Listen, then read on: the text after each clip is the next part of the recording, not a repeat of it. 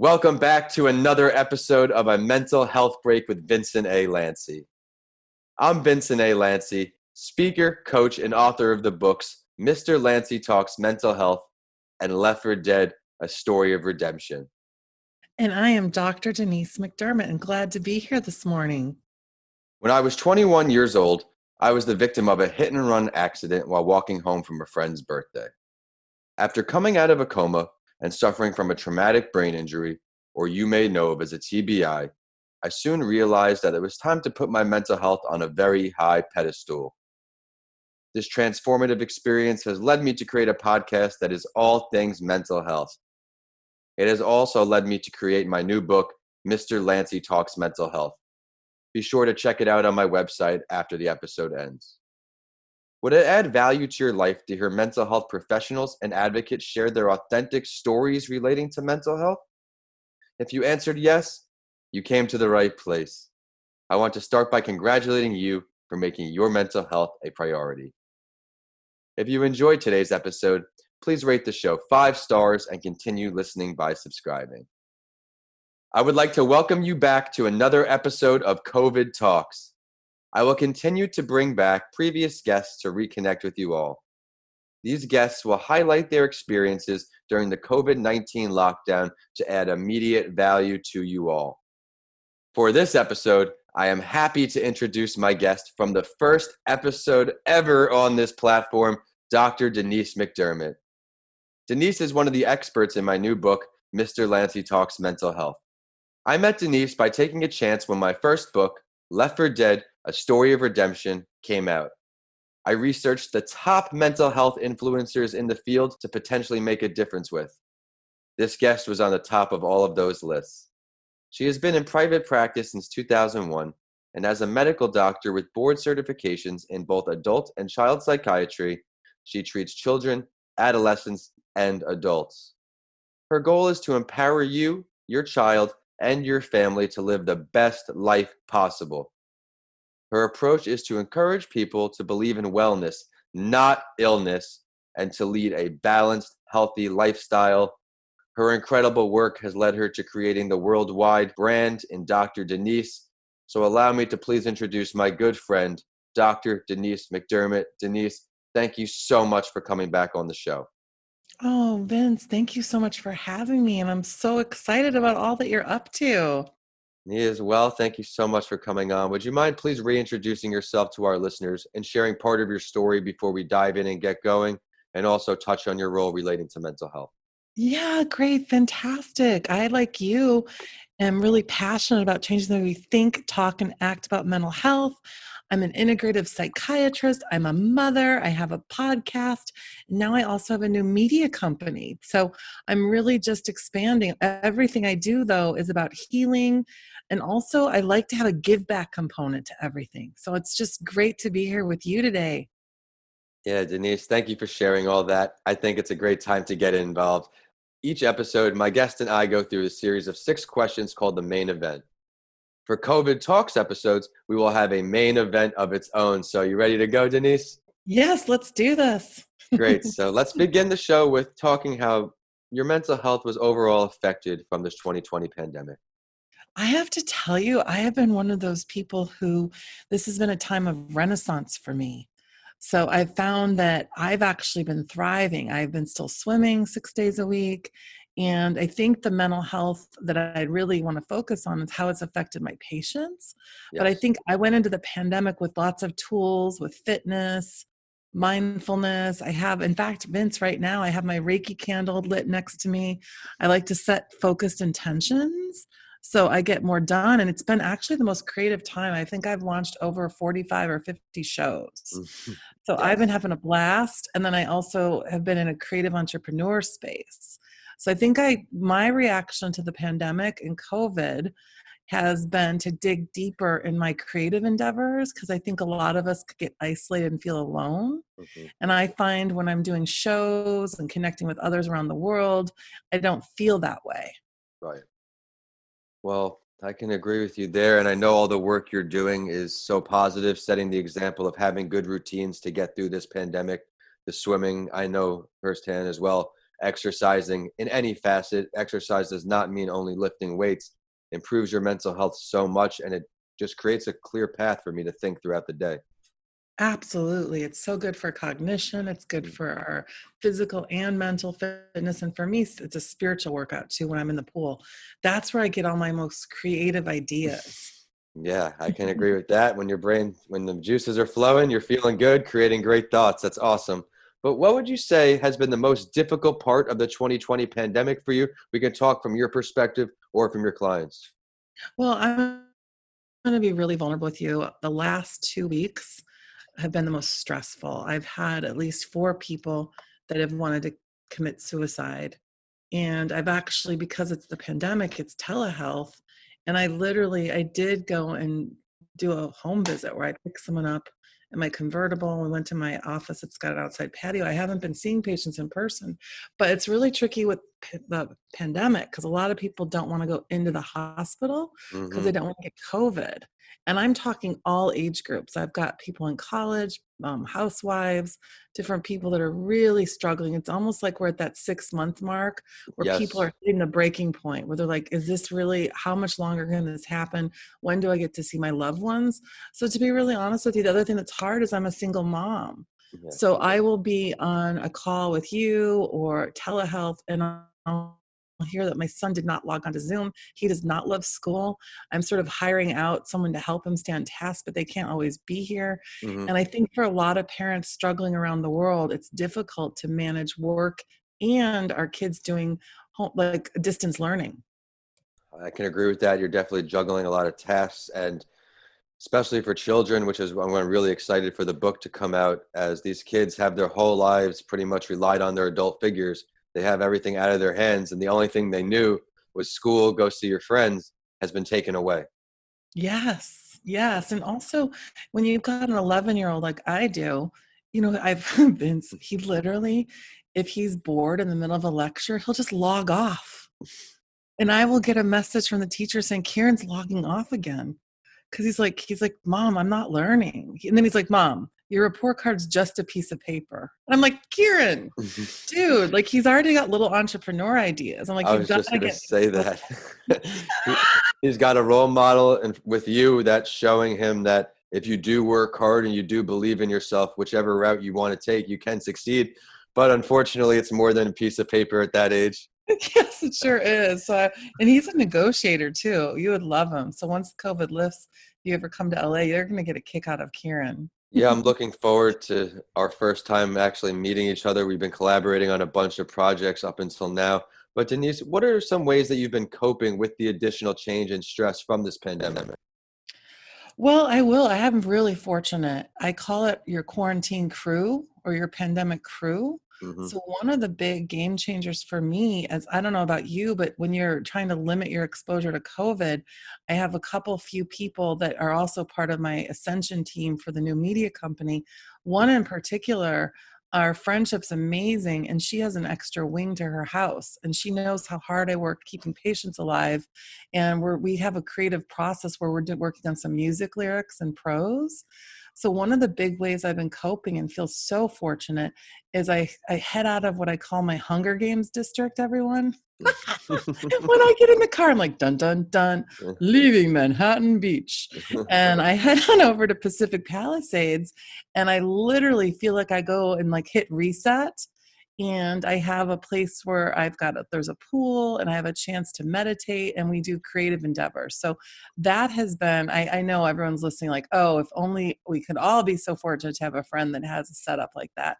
But I actually feel like I'm really blessed. Like I work so hard, and the only way I can help to really create that sacred space to help people to decide to stay on earth is if I take care of myself. And I think a lot of people that are first line responders or psychiatrists or mental health providers, we often put others so ahead of ourselves, we don't take care of our own mental health. So I feel like this has been something that's almost been essential for me. Otherwise, I don't know how I would be managing helping my patients and my son.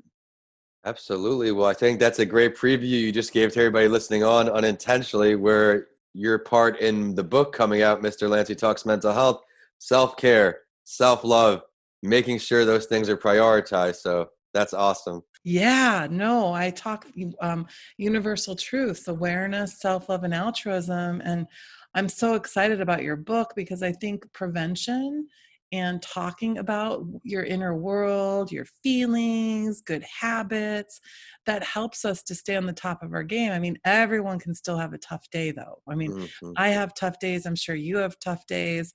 But when we have those other resiliency factors, it really, really makes it easy to bounce back. Couldn't agree with you more. And you previewed this before, but what are some positives that ended up coming out of the 2020 pandemic for you? I know we have Ascension. Let's learn more about that. Yeah, so a couple things. Number one, we have a couple things. We have a docu-series that's in pre-production called 8 Days Mental Health, where I'm the lead doctor and producer. Bob Marley's nephew contacted me in June. He's amazing. He's done other docu-series on reversing diabetes. One's on coping with cancer, another one called 8 Days Cancer. And so what happened is I needed to house my entertainment and my educational and mental health endeavors in a different house, so to speak. So I have my Dr. Denise MD private practice, and then I'm like, wait, it's time. So I really am about to launch the Ascension Media Company. And I thought it Yes, was going to be me only, but you're going to see I have a team that's a whole huge team that I've that's assembled in the amazing. last 8 weeks. So I have a series. You know how you have two different shows? I have the Dr. Denise show. And now, right before the election, we're going to record our first show next week of the Ascension. And we're going to be, this is the first time I've ever even announced this. Each show is going to be for the first season devoted to a universal truth. So the Wow. very first show is going to be a parallel process of everything about integrity.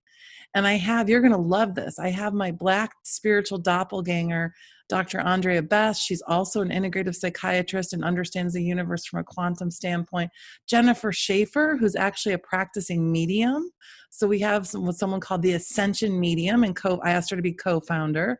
And then Kathleen O'Toole, my best friend from elementary school, just like you've integrated friends of yours in your book. Hmm. Kathleen and I have known each other since we're 10, and she's an Emmy award-winning news reporter. And so we're going to have this incredible show lineup with guests, and I'll tell you more about it offline because it's just coming together. But how cool is that to have something that you birthed right during this time? It's amazing, and I'm very proud of you. I know how much work you put in behind the scenes, the long days. As you mentioned, you're also juggling being a single mother and having your practice. But we previewed this question a little bit, which I'm grateful you did for because of all the value in it. We all have children in our lives, whether it be our own, siblings, cousins, or friends. What advice do you have for everybody listening on with the mental health of the children in their lives? Well, this is one of the most challenging things, everyone, because I think a lot of our kids, and my son included, are too much on their video games. Mm, So it's so hard, Vince. I can't even explain it because, we do have a gated community and there's a pool, but you have to do sign up genius. You can't just go that easily. yeah, Um, yeah. and it's not in our community. I don't know about yours. We have to have our masks on when we're out.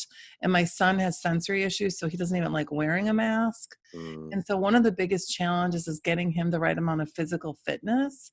And also, I don't think he's learning that much, to be really honest with you. In the remote setting? Yeah, the remote setting is like really not good for him. I have someone I'm very fortunate that lives in the complex that comes over for about 3 hours a day to help him. So he's at least learning something.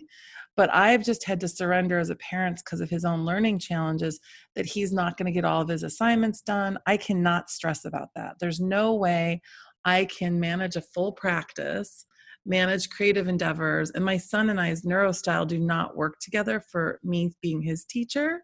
So I Mhm. think one big piece of advice for everyone is know your own role with your child. He and I have a blast together. So like the fun thing I'll tell you is number one, he's super creative. So one day the ways we're coping is number one, I got him a punching bag. So he has to pick like either a punching bag or he loves to dance or swim. Those are his three fitness. And then he likes to video edit. So maybe someday he'll end up helping Interesting. you. So we were like having a ridiculously stressful day of school. In fact, so much so I thought to myself, another Zoom bites the dust. And I'd like, another one bites the dust. Oh Yeah, yeah. So then I did a queen. less than 5 minute podcast, just making fun of how tough it is with school. You might want to put the link to that. And then Yes. Kieran and I made our own memes. He was like looking at the Dr. Denise show, and out of nowhere, he recorded himself going, "Hey, welcome to the Dr. Denise show. Bum, bum, bum. Yeah. And then he turned that into a meme. He's a good looking guy, but he likes to make ugly faces of himself. So one day, Vince, just to kind of we cope with laughter. Yes. So we got the fitness part, we got the boxing or the dancing, and then we use laughter and humor in our home. So we actually launched a meme that he and I did together, and I put the family that memes together stays together. I'll have to check it out, but that's amazing. The bond you have with your son is inspiring for others, especially in this situation, how close you are. But I can definitely agree with the remote setting with education. For me, it was the experience. I chose University of Tampa as one of the factors because of the small class size. I needed the ability to ask questions and interact. When I'm just behind the computer, I don't think I would have the same takeaways either. Oh my gosh, I'm seriously, this is one thing I need to share. They said, oh, get these ingredients for the science thing. So I thought I was like being mom, and my mom's like, do you have all the ingredients in the home? I'm like, no, I'm not Betty Crocker. So all of a sudden I was making like these heroic efforts, getting Amazon Prime to like deliver lemon juice, this Alka-Seltzer. I think they were going to explode something in my kitchen, right? So I did it all perfect. And then they give me paper cups. I didn't have paper cups. So I took duct tape and I made these like makeshift paper cups. I was so proud of myself. So then listen to this. He goes to the science lab. He just stares off into space. And he goes, Mom, I didn't really understand it. And it was heartbreaking because I'm like, oh no, like if he was in class, the teacher would have helped him. They would have come over there. And I had a patient schedule at the time. So then I had his babysitter try to help, but it's just not the same, Vince. And a Yeah. lot of kids out there, I just shout out to all of you parents and educators. I was also asked to be part of a college class, and the college professor said she started crying the week before. She actually canceled her class early because all the kids in the Zoom window or early young adults were just staring at her. And she had no idea if they were learning or not. She did say that even though they didn't seem engaged when I lectured, that they liked it, but you're not getting that reciprocal communication. You're not getting that that personal touch. I think all of us at the 6-month mark are wanting hugs. If we don't have a good quarantine crew, I think our kids are suffering with their education. I think we're suffering because we need more hugs. Yeah, I think we need to continue to thrive together because of how difficult the situation is. That's a great way to put it. But Denise, thank you so much for coming back on for episode 50. You were on episode 1, so thank you for these milestone episodes. I know the listeners are going to see all the value in your episode. I really enjoyed how you kept the positivity. You were talking about all the great things you were continuing to accomplish even through this adversity. I really enjoyed the segment. You taught everybody about how you're handling your situation with your kids, because I think that can help them. But it is time for the last word. And as you remember, I also do this on my other podcast, what it's really like to be an entrepreneur, because I want the listeners to really get to know the guests I bring on. Is there something you would like to share with everybody that we did not get to touch on yet today? Yeah, this has to do with mental health. We touched briefly, but I really feel like when you are your own best friend, that's when you have the highest level of mental health or wellness. And for me, my assignment to everyone be to find out what you enjoy doing the most. And what I'd like to share is, for me personally, I go from crises to creativity. Mm. And when I go back to creativity or entrepreneurship or having time with someone like yourself, creativity fuels my soul. And then I stay in the place of gratitude.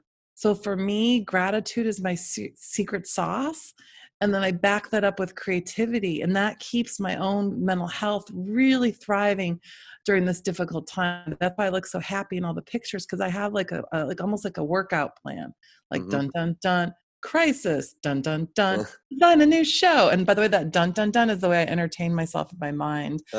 Sometimes there's so many boring things we have to do as adults. So be grateful, be creative, and just have fun. Yes, I love that. Would you mind now please sharing your professional social media, the website, ways for our listeners to either request your services or follow your endeavors? Yeah, on all social media, Twitter, Instagram, Facebook, I am at Dr. Denise MD, and it's drdenisemd.com. And then I'm going to give you the site link now. We don't have the social media is almost set up, but you're going to love this. I didn't even know this existed. It's ascensionmedia.love that's launching. My web person's like, there's a .me, there's a .this. I'm like, is there a .love? So I we didn't all know that. I didn't either. I just thought of it in my head, and she's like, there is. So I'm ascensionmedia.love for my team. So that's It's going to really have a cool. lot of Yeah. cool shows. And so thank you so much, Vince. Absolutely. It's my pleasure. And it's also social media time for the show, and we're on whichever platform you like to use. We're at A Mental Health Break with Vincent A. Lanci on LinkedIn. On Instagram and Facebook, we're at A Mental Health Break. And on Twitter, it's Podcasts by Lanci, so you get updates from this show and what it's really like to be an entrepreneur. If you check out my books, DM me. I would love to hear from you all, and I do offer signed copies. Make sure you stay on the lookout for Mr. Lanci Talks Mental Health just a few weeks away. We also have Left for Dead, A Story of Redemption, and How to Transform Your Mindset When the Norm is Changed, all on my website now. If you enjoyed today's episode, please continue listening and rate A Mental Health Break with Vincent A. Lanci 5 stars. I work hard to find value delivering guests for you each episode. Thanks for listening, and I'll see you all on the next episode of A Mental Health Break with Vincent A. Lanci.